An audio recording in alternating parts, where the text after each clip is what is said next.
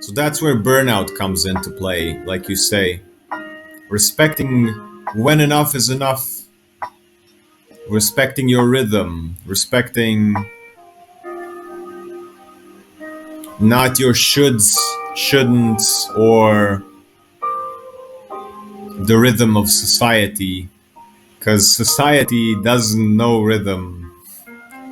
The society doesn't know pace. Only nature knows pace. I only feel at home when I go like up on a hill where there's almost no traffic, no people, nobody's talking, and you can just hear the birds and the wind, and it's so different from the city.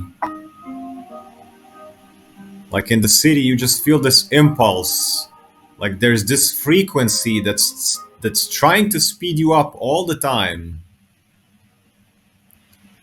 and there is a person on every single corner, and everybody is talking. Like, what is there to talk about so much? It's very fascinating to me. The wavelength of something has to happen every 20 seconds.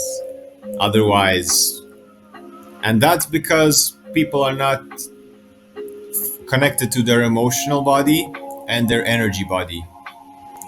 And if